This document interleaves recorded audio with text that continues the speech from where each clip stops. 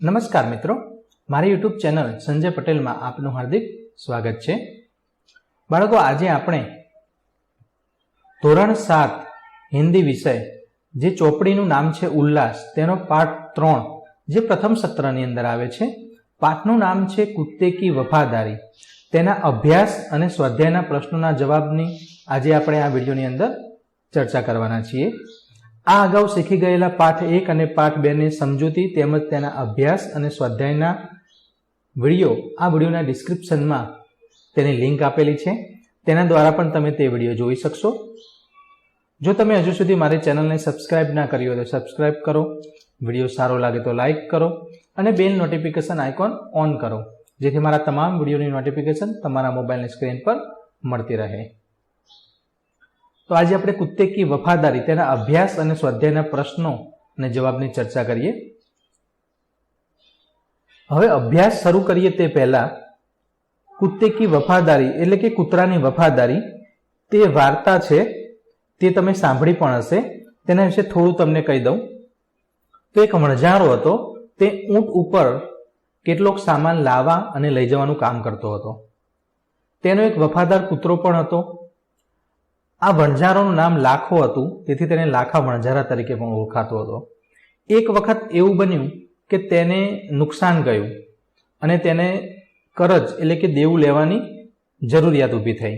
તો તેણે શેઠ પાસે થોડા પૈસા ઉધાર લેવા માટે ગયો. ત્યારે શેઠજીએ એવું કીધું કે હું તમને પૈસા તો થોડા ઘણા ઉધાર આપું, પરંતુ તમારે કંઈક કોઈ પણ વસ્તુ ગીરવે મૂકવું પડે. પરંતુ લાખા વણઝારા પાસે તો 1 રૂપિયો પણ ન હતો અને ગીરવે મૂકવા માટે પણ કંઈ હતું નહીં. અને છેલ્લે તેને પોતાનો વફાદાર કૂતરો શેઠ પાસે ગીરવે મૂક્યો.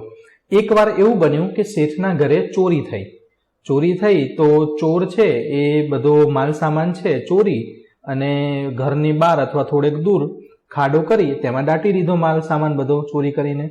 હવે કૂતરાએ આ ખબર પડી, કારણ કે આપણે પિક્ચરમાં પણ જોયું કે કૂતરા છે એને પગલે પગલે કે જ્યાંથી જે ચોર જ્યાં ગયો હોય તેની પાછળ જાય, તો એવી રીતના એની સ્મેલ આવતી હતી. એ પ્રમાણે એ ખાડા પાસે પહોંચ્યો અને તેણે શેઠનું ધોતિયું છે એ પકડીને ખાડા તરફ લઈ ગયો. અને શેઠજીને થયું કે આ કૂતરું કેમ અહીંયા આપણને લઈને આવ્યો, અને અચાનક તેણે ખોદ્યું તો ત્યાંથી માલ સામાન નીકળ્યો. એટલે શેઠજીને થયું કે આ જે લાખો વણઝારો જેટલા રૂપિયા લઈ ગયો છે એના કરતાં વધારે રૂપિયાનો તો મને તેના આ વફાદાર કૂતરાએ ફાયદો કરાવી દીધો છે, તો મારે હવે એની પાસે બાકીના જે મેં વાપરવા માટે પૈસા આપ્યા હતા એ પાછા લેવાની જરૂર નથી. એમ કરીને એણે કૂતરાને પાછો મોકલી દીધો. હવે લાખા વણઝારા પાસે રૂપિયા ભેગા થઈ ગયા અને જ્યારે તે શેઠને પરત આપવા માટે ગયો ત્યારે એણે જોયું તો સામેથી તેનો કૂતરો આવી રહ્યો હતો. એટલે એને ગુસ્સો આવ્યો કે આ કૂતરાએ મારું નાક કાપી નાખ્યું, મારી ઇજ્જત ખોઈ નાખી. એમ કરીને કારણ કૂતરો પાછો આવતો હતો તે ખીજાયો લાખો વણઝારો અને કૂતરાને લાકડી વડે મારવા માંડ્યો અને કૂતરાને માથા પર વધારે વાગ્યું, જેના કારણે કૂતરો મરી ગયો. પણ કૂતરાની ડોકમાં એક ચિઠ્ઠી હતી જે શેઠે લખીને મોકલી હતી. એ ચિઠ્ઠીમાં લખ્યું હતું કે આ કૂતરાએ મને આ રીતે માલ સામાન મારો ચોરાઈ ગયો હતો અને તે મને શોધી આપ્યો છે અને મને તમે જેટલા રૂપિયા લઈ ગયા હતા એના કરતાં વધારે ફાયદો કરાવ્યો છે, એટલા માટે આ કૂતરાને મુક્ત કરું છું અને મારે તમારી પાસે કોઈ પણ પ્રકારના કોઈ રૂપિયા લેવા નથી. અને આ ચિઠ્ઠી એમણે પછી વાંચી. પછી તો લાખા વણઝારાને બહુ બધો અફસોસ થયો અને પછી જ્યાં એ મરી ગયો તો એની સમાધિ પણ એણે બનાવી. તો આપણે હવે એના ઉપરથી હવે જે આ ચોપડીની અંદર પાના નંબર 9 થી 12 ઉપર હિન્દીની અંદર તમને વાર્તા આપેલી છે, મેં તમને ગુજરાતીમાં કહી દીધી છે. તો આ વાર્તા તમારે હિન્દીમાં વાંચી જવાની છે અને સમજવાનો જાતે પ્રયત્ન કરવાનો છે. હવે આપણે અભ્યાસના પ્રશ્નો અને જવાબની ચર્ચા કરીએ. પહેલો પ્રશ્ન, नीचे दिए गए शब्दों का प्रयोग कहानी के जिस वाक्य में हुआ हो वह वाक्य पढ़िए. पहला शब्द है समाधि, उसका वाक्य पढ़ लेते हैं. बंजारे ने उस वफादार कुत्ते का समाधि मंदिर बनवाया. दूसरा शब्द है बंजारा. पुराने जमाने में व्यापार का सामान लाने ले जाने का काम बंजारे करते थे. वफादार, कुत्ता बड़ा वफादार था. अगला शब्द शव, वह कुत्ते के शव को अपनी गोदी में लेकर फुट फुट कर रोने लगा. लुटेरा, अगर चोर लुटेरे पड़ाव की तरफ आते दिखाई देते थे तो कुत्ता भौंक भौंक कर उन्हें दूर भगा देता था। जमानत, तो तुम इसे ही जमानत रूप में दे दो। सूद, मैं आपकी पूरी रकम सूद समेत 1 साल में ही चुका दूंगा। गोद, वह कुत्ते के शव को अपनी गोद में लेकर फुट फुट कर रोने लगा। इस तरह वाक्य लिखना है।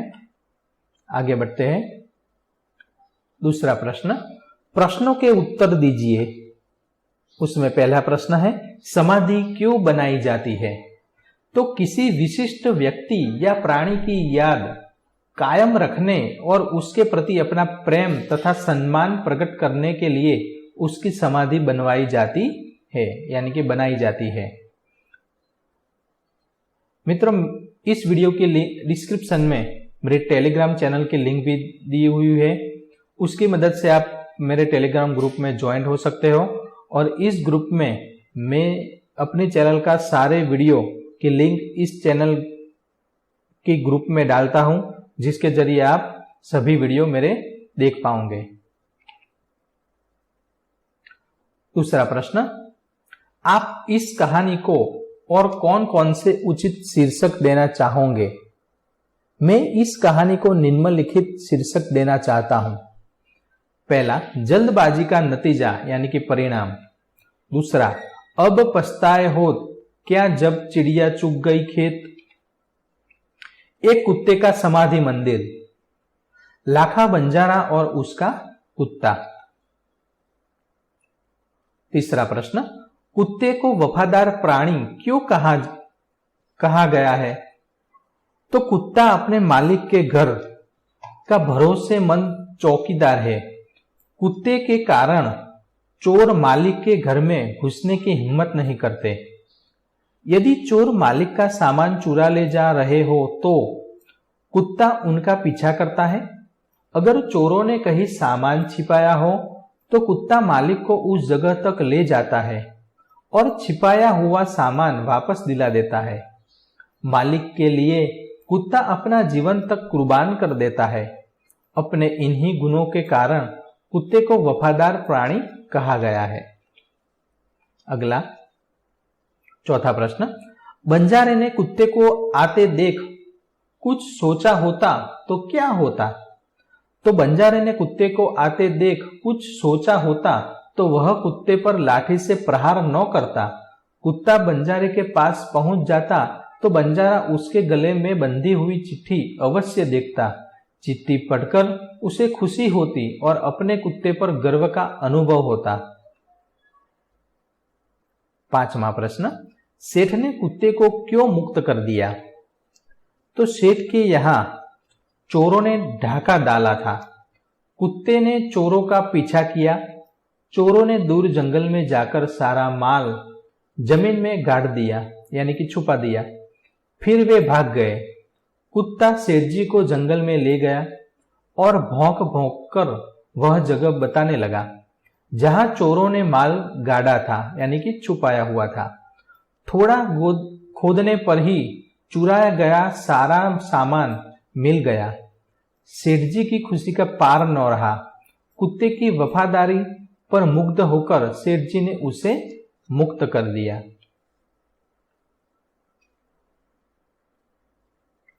प्रश्न 3, निम्नलिखित शब्दों को शब्दकोश के क्रम में लिखिए। यहाँ पे कुछ शब्द दिए गए हैं, उस शब्द को शब्दकोश के क्रम अनुसार फिर से लिखने हैं। पहला शब्द है सुंदर, वापस, वफादार, इसीलिए, आश्चर्य और लुटेरा। उसको शब्दकोश के क्रम में इस तरह लिखा जाता है। पहला आश्चर्य, दूसरा इसलिए, तीसरा लुटेरा, चौथा वफादार, पांचवा वापस और सुंदर। प्रश्न 4, यदि आप होते तो क्या करते बताइए। कुत्ते को जमानत पर रखकर सेठ ने पैसे दिए। सेठ की जगह आप होते तो सेठ की जगह मैं होता तो मैं भी वही करता जो सेठ ने किया, क्योंकि रुपये उधार लेने की यही रीति है। लाखा ने कुत्ते को बेवफा समझकर लाठी का प्रहार किया। लाखा की जगह आप होते तो क्या करते? लाखा की जगह यदि मैं होता तो लाखा की तरह जल्दबाजी में कुत्ते पर प्रहार न करता। मैं कुत्ते को अपने पास आने देता। मैं उसके गले में बंधी सेठ की चिट्ठी देखता, पढ़ता और उसे पढ़कर मैं अपने कुत्ते को गले लगा देता। 5वां प्रश्न है, पढ़िए, हंसिए और सही शब्द लिखिए। तो यहीं पहले बॉक्स में ऊपर लिखा हुआ है राजा और यहां लिखा हुआ है राजी, और यहां उदाहरण के जरिए रानी लिखा हुआ है, यानी कि राजा का लिंग परिवर्तन करने से रानी आती है। इस तरह ग्वाला, तो ग्वाला का लिंग परिवर्तन करना है। राजा पुल्लिंग है, रानी स्त्रीलिंग है। इस तरह ग्वाला पुल्लिंग है तो हमें ग्वाला का यहाँ स्त्रीलिंग यानी कि लिंग बदलकर यहाँ लिखना है। देखते हैं, ग्वाला का ग्वालिन, अभिनेता का अभिनेत्री, रानी का राजा, शेरनी का शेर। यहाँ शेरनी स्त्रीलिंग है, हमें लिंग परिवर्तन पुल्लिंग में करना है, तो शेरनी का शेर होगा। सुनार तो सुनारिन, ऊंट तो ऊंटनी, लुटेरा तो लुटेरिन, बंजारा तो बंजारिन, सेठ तो सेठानी। इस तरह हमें लिंग परिवर्तन करने हैं और आपकी बुक में दिए गए खाली जगह पर ये लिखने हैं। अब स्वाध्याय देख लेते हैं। पहला प्रश्न है, ढांचे पर से कहानी लिखिए। यहाँ कुछ लाइन हमें दी गई है, वो अब हम पढ़ लेते हैं। एक नौकर द्वारा हार चोरी करना, सेठ का सभी नौकरों से पूछना, किसी का चोरी कबूल न करना, सेठ द्वारा युक्ति करना, प्रत्येक को 7-7 इंच की लकड़ी देना, जादू की छड़ी होने की बात कहना, दूसरे दिन दिखाने को कहना, चोर की लकड़ी 1 इंच बढ़ जाएगी, घर जाकर हार चुराने वाले नौकर का 1 इंच लकड़ी काटना, दूसरे दिन चोर का पकड़ा जाना। तो हमें इस ढांचे पर से कहानी लिखनी है और उसका शीर्षक भी देना है।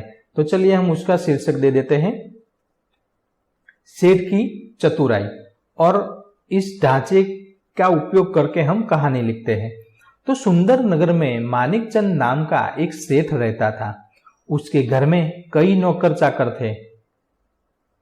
एक दिन सेठानी अपना कीमती हार मेज पर ही रखकर किसी काम से चली गई। एक नौकर ने मौका देखा और हार चुरा लिया। सेठानी लौटकर आई तो देखा तो मेज पर हार न देखकर वो सन्न रह गई, आश्चर्य रह गई। उसने सेठ से हार की चोरी की बात की। सेठ ने सभी नौकरों को बुलाकर पूछा, परंतु किसी ने हार की चोरी कबूल नहीं की, यानी किसी ने नहीं बताया कि मैंने हार लिया है वो। तो सभी नौकर अपनी अपनी लकड़ी लेकर घर गए। हार चुराने वाले नौकर ने सोचा, मैंने हार की चोरी की है, इसलिए मेरी लकड़ी 1 इंच बढ़ जाएगी। क्यों ना मैं 1 इंच लकड़ी काट दूं, तो 1 इंच बढ़ने पर भी वह 7 इंच की रहेगी, क्योंकि सेठ जी ने जिस नौकर को लकड़ी दी थी वो पूरी की पूरी 7 इंच की दी थी, और उसको बताया था कि जिसने भी यह हार की चोरी की है उसकी लकड़ी, ये जादुई लकड़ी है और उसकी लकड़ी 1 इंच कम हो जाएगी। तो इस नौकर ने क्या किया, घर जाकर वो 7 इंच की लकड़ी थी, 1 इंच तो ऐसे ही बढ़ जाएगी, ऐसे जादुई लकड़ी थी इसलिए। तो उसने क्या किया, 1 इंच अपनी लकड़ी को काट दिया। तो उसने किया कि लकड़ी काट दूं तो 1 इंच बढ़ने पर भी वह 7 इंच की ही रहेगी। ऐसा सोचकर उसने अपनी लकड़ी 1 इंच काट दी। दूसरे दिन सभी नौकर अपनी अपनी लकड़ी लेकर सेठ के घर पहुंचे। सेठ ने प्रत्येक की लकड़ी देखी। एक नौकर की लकड़ी 1 इंच कम थी। ये जादुई लकड़ी नहीं थी, ऐसे सेठ ने चोरी जिसने की थी उस नौकर को पकड़ने के लिए ऐसा युक्ति बनाई थी। जरा सा धमकाने पर उसने चोरी कबूल कर ली। सेठ ने उससे हार वापस लिया और उसे नौकरी से निकाल दिया।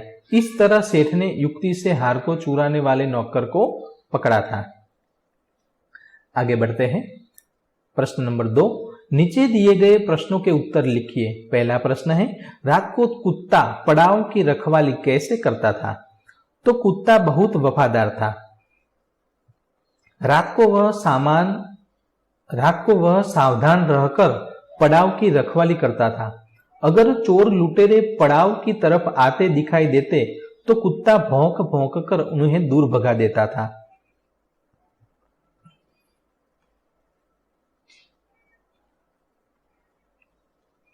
सेठ ने बंजारे के साथ कौन सी शर्त रखी? तो बंजारा सेठ के पास उधार रुपये लेने के लिए आया था, परंतु रुपयों के बदले में गिरवी रखने के लिए उसके पास कुछ भी नहीं था। तब सेठ ने बंजारे से कहा कि तुम अपना कुत्ता ही जमानत के रूप में रख दो। जब तुम सारे पैसे लौटा दोगे तब कुत्ता तुम्हें मैं वापस कर दूंगा। इस प्रकार सेठ ने बंजारे के आगे रकम के बदले में कुत्ते को गिरवी रखने की शर्त रखी। तीसरा प्रश्न, सेठ ने कुत्ते को क्यों मुक्त कर दिया? तो सेठ के यहाँ चोरों ने डाका डाला था। कुत्ते ने चोरों का पीछा किया। चोरों ने दूर जंगल में जाकर सारा माल जमीन में गाड़ दिया, फिर वे भाग गए। कुत्ता सेठ जी को जंगल में ले गया और भौंक भौंक कर वह जगह बताने लगा जहां चोरों ने माल गाड़ा था, यानी कि चोरों ने माल छुपाया था। थोड़ा खोदते पर ही चुराया गया सारा सामान मिल गया। सेठ जी की खुशी का पार न रहा। कुत्ते की वफादारी पर मुग्ध होकर सेठ जी ने उसे मुक्त कर दिया। चौथा प्रश्न, कुत्ते की वफादारी कहानी से क्या शिक्षा मिलती है?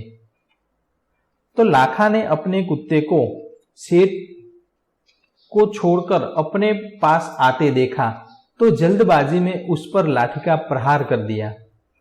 उसने कुत्ते की मृत्यु हो गई। उससे क्या हुआ? कुत्ते की मृत्यु हो गई। इस कहानी में हमें यह शिक्षा मिलती है कि कोई भी काम जल्दबाजी में नहीं करना चाहिए। उस पे सोच समझकर ही कोई निर्णय लेना चाहिए। जल्दबाजी में काम करने पर बाद में लाखा बंजारा की तरह पछताना पड़ता है। यानी कि कोई भी काम करना हो तो उसके पहले हमें पूरे के पूरा सोच समझकर उसका कोई भी निर्णय लेना चाहिए, जिससे हमें बाद में पछताने का कोई अवसर न मिले। नीचे दिए गए वाक्यों में रेखांकित शब्द का लिंग परिवर्तन करके वाक्य फिर से लिखिए। जैसे कि उदाहरण के रूप में यहाँ दिया गया है, घोड़ा दौड़ रहा है। ये रेड कलर का मैंने जो किया हुआ है उसका लिंग परिवर्तन करना है, यानी कि घोड़ा का लिंग परिवर्तन करने पे क्या आता है? घोड़ी। तो घोड़ा का घोड़ी होगा। तो घोड़ा दौड़ रहा है, तो यहाँ लिंग परिवर्तन करने पर घोड़ी दौड़ रही है। रहा का क्या होगा? रही होगी, यानी कि स्त्रीलिंग में जब हम लिंग परिवर्तन करते हैं तब रहा का रही होगा। इस तरह हम और भी देखते हैं। पहला है, सेठ ने कहा रुपये तो मैं दे दूंगा। तो सेठ का लिंग परिवर्तन करना है। तो सेठ का सेठानी ने कहा रुपये तो मैं दे दूंगी। यहाँ पे सेठ का सेठानी करने से इस वाक्य में क्या परिवर्तन होता है? जो परिवर्तन होगा उसको भी मैंने ब्लू कलर का किया हुआ है। दूसरा देखते हैं, बंजारे को बहुत दुख हुआ। तो बंजारे को बहुत दुख हुआ। तीसरा, ऊंट की पीठ पर सामान लदा है। तो ऊंटनी की पीठ पर सामान लदा है। चौथा, मैदान में लड़का खेल रहा है। तो मैदान में लड़की खेल रही है। रहा का रही होगा। बक्से में दिए गए आधारित शब्दों के जोड़े मिलाइए और उनका वाक्य में प्रयोग कीजिए। यहाँ एक बक्से यानी कि बॉक्स में कुछ शब्द दिए गए हैं, उस शब्दों का जोड़ी बनाना है। तो पहले यहाँ उदाहरण के जरिए दिया हुआ है गाय, यानी कि यहाँ पे लिखा है गाय, और गाय का क्या होगा? बेल। तो यहाँ पे लिखा है बेल।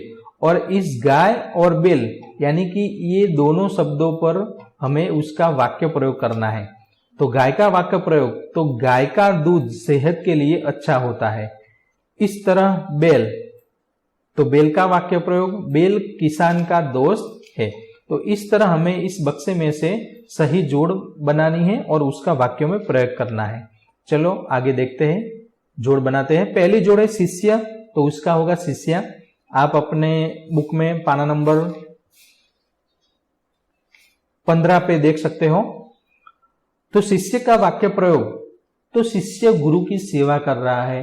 शिष्य का वाक्य प्रयोग, शिष्या गुरु की सेवा कर रही है। दूसरी जोड़ी है नाग, तो नागिन, उसका वाक्य प्रयोग, तो नाग फन उठाए बैठा है। नागिन का, नागिन फन उठाए बैठी है। तीसरी जोड़ी है शिक्षक शिक्षिका, उसका वाक्य में प्रयोग करते हैं, शिक्षक पढ़ा रहा है, शिक्षिका पढ़ा रही है। चौथी जोड़ी है देव देवी, उसका वाक्य प्रयोग देख लेते हैं, देव प्रसन्न होकर वरदान देते हैं, देवी प्रसन्न होकर वरदान देती है। पांचवी जोड़ी है घोड़ा घोड़ी, उसका भी वाक्य में प्रयोग कर लेते हैं। घोड़ा का होगा, महाराणा का घोड़ा बहुत वफादार था। घोड़ी का, सवार की रक्षा के लिए घोड़ी ने अपने प्राण दे दिए। और यहां पे संज्ञा पहचानिए, तो पहले हम वाक्य पढ़ लेते हैं। सैनिक हमारे देश की रक्षा करते हैं, तो यहां सैनिक के नीचे लाइन की हुई है। हमें देश की प्रगति के बारे में सोचना चाहिए, यहां देश के नीचे लाइन की हुई है। गंगा भारत की पवित्र नदी है, यहां नदी के नीचे, यानी कि सैनिक, देश और नदी, इसकी संज्ञा हमें पहचाननी है। तो सैनिक की संज्ञा होगी जातिवाचक संज्ञा है, देश भी जातिवाचक संज्ञा है और नदी भी जातिवाचक संज्ञा है। यानी कि इस तीसरे पाठ में हमें दो प्रकार की संज्ञा सीखनी है, एक जातिवाचक संज्ञा और दूसरी व्यक्तिवाचक संज्ञा। तो वो भी हम सीख लेते हैं भाषा सहजता के जरिए। तो मित्रों, आपकी किताब के पाना नंबर 16 पे ये भाषा सहजता दी हुई है, तो पहले देख लेते हैं। नीचे दिए गए वाक्यों को पढ़िए, रेखांकित शब्दों को ध्यान से देखिए। पहला, आशा विमान चलाती है। नर्मदा गुजरात की सबसे बड़ी नदी है। हिमालय भारत का सबसे ऊंचा पर्वत है। नीम गुणकारी पेड़ है। यानी कि आशा, तो ये चौक्कस उसका नाम है। नर्मदा, तो नर्मदा भी उस नदी का नाम है। हिमालय, हिमालय भी पर्वत का नाम है। नीम, तो नीम भी पेड़ का नाम है। इस तरह चौक्कस एक ही पर बात की हो उसको व्यक्ति कहते हैं, यानी कि व्यक्तिवाचक संज्ञा कहा जाता है। आगे देखते हैं। उपयोग वाक्यों में रेखांकित शब्द आशा, नर्मदा, हिमालय और नीम किसी खास व्यक्ति, नदी, पर्वत और पेड़ का निर्देश करते हैं, यानी कि उसका स्पेसिफाई नाम दिया हुआ है, इसलिए उसे व्यक्तिवाचक संज्ञा के रूप में जाना जाता है। तो व्यक्तिवाचक संज्ञा किसे कहते हैं? तो किसी खास व्यक्ति, प्राणी या स्थान को सूचित करने वाली संज्ञा को व्यक्तिवाचक संज्ञा कहते हैं।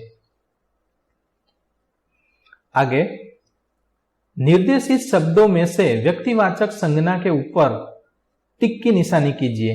तो पहले हम देखते हैं सैनिक, तो सैनिक पूरा समूह है, इसलिए सैनिक व्यक्तिवाचक संज्ञा नहीं है। यहाँ मोहन, तो उसका भी नाम है, तो मोहन व्यक्तिवाचक संज्ञा है। गुजरात भी एक ही है, तो गुजरात भी व्यक्तिवाचक संज्ञा है। नदी, तो पूरी की पूरी नदी का समूह आ जाता है, इसलिए नदी व्यक्तिवाचक संज्ञा नहीं है। तापी, कि ये एक ही नदी है तापी, इसलिए तापी व्यक्तिवाचक संज्ञा है। पेड़ भी पूरे के पूरे पेड़ इसमें आ जाते हैं। पर्वत में भी कई सारे पर्वत आते हैं। गिरनार, तो हाँ, गिरनार स्पेसिफाई नाम है, उसका गिरनार नामक एक पर्वत है, इसलिए गिरनार व्यक्तिवाचक संज्ञा में आएगा। देश, तो कई भी देश है हमारे इस सृष्टि में। वीर सावरकर, तो वीर सावरकर फक्त सिर्फ एक ही है, वीर सावरकर की ही बात की हुई है, इसलिए वीर सावरकर व्यक्तिवाचक संज्ञा है। तो इस तरह आपको टिक कर देना है। टिक मैंने कौन कौन से किए हैं देख लेना। मोहन, गुजरात, तापी, गिरनार और वीर सावरकर। नीचे दिए गए हम वाक्यों को पढ़िए, रेखांकित शब्दों को ध्यान से देखिए। हमारे देश के सैनिक बहादुर है, सैनिक पे नजर डालनी है। नदी को लोक माता कहते हैं, या नदी। हमारी गाय का नाम गौरी है, गाय। और कुत्ता वफादार प्राणी है, तो यानी कि कुत्ता। तो यहां देखने पर सैनिक यानी कि पूरा सैनिक में कई सारे सैनिक आ जाते हैं। नदी तो नदी में कई सारी, गंगा, सरस्वती, ब्रह्मपुत्रा, कावेरी, ये सभी नदी आ जाती है। गाय तो गाय में सफेद, काली, नीली जो भी गाय हो वो भी आखा गाय का एक समूह है, इसलिए गाय की स्पेसिफाई एक जाति है। कुत्ता, कुत्ते में कई कुत्ते आ जाते हैं, इसलिए उपयोग वाक्यों में रेखांकित शब्द सैनिक, गाय, नदी और कुत्ता, ये शब्द संपूर्ण जाति का बोध करते हैं। और जातिवाचक संज्ञा किसे कहते हैं? तो जो शब्द संपूर्ण जाति का बोध कराते हैं वे जातिवाचक संज्ञा के रूप में कहलाए जाते हैं। तो यानी कि पूरे की पूरी जाति को निर्देश करने वाले शब्द को जातिवाचक संज्ञा कहते हैं। आगे देखते हैं। तो जातिवाचक शब्द छांटकर सूची बनाइए। तो हमें यहाँ पे जातिवाचक संज्ञा है उसे अलग करना है, यानी कि उस पर हम गोल सर्कल बना देंगे। तो छात्र, तो ये छात्र भी जातिवाचक संज्ञा है, क्योंकि पूरे के पूरे छात्र जो होते हैं वो पूरे के पूरे छात्र इसमें आ जाते हैं, कोई स्पेसिफाई व्यक्ति का नाम नहीं है। लड़का, तो लड़का में भी जातिवाचक संज्ञा है। पर्वत, तो कई सारी पर्वत आ जाते हैं, तो ये भी जातिवाचक है।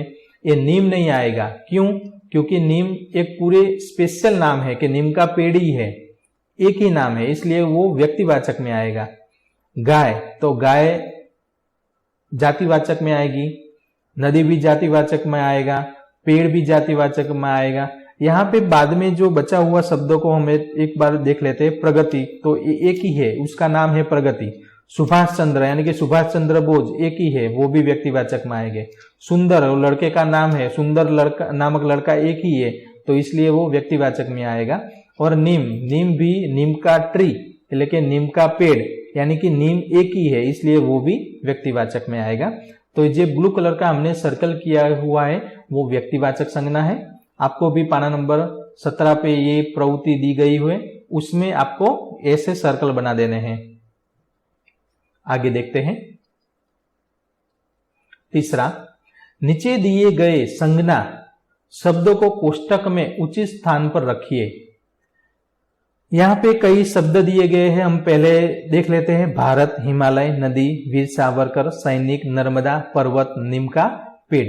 इस सभी शब्दों को जिस संज्ञा में आता है उस पे यहां पे लिखना है, यानी कि व्यक्तिवाचक में जो आएगा उसे यहां लिखना है, जातिवाचक में जो आएगा उसे यहां लिखना है। पहले व्यक्तिवाचक में क्या आएगा?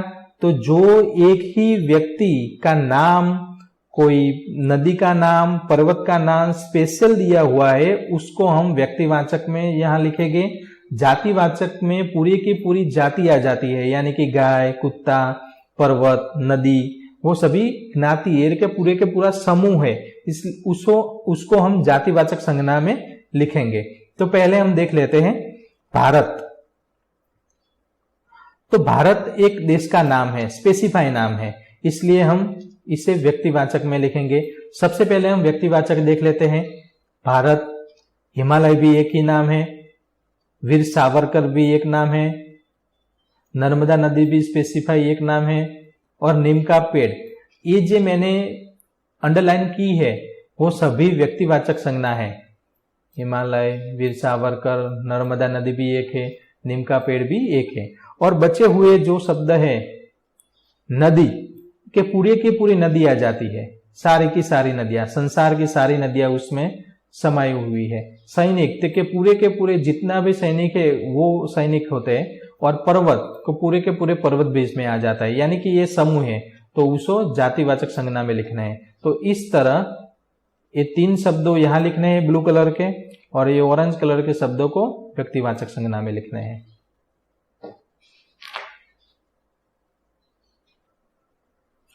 तो मित्रों, यहाँ पे हमारा तीसरा पाठ कुत्ते की वफादारी वो पूर्ण होता है। आगे के पाठ के स्वाध्याय और अभ्यास के प्रश्नों के लिए हमारे चैनल को जरूर सब्सक्राइब कीजिए। वीडियो अंत तक देखने के लिए आपका धन्यवाद।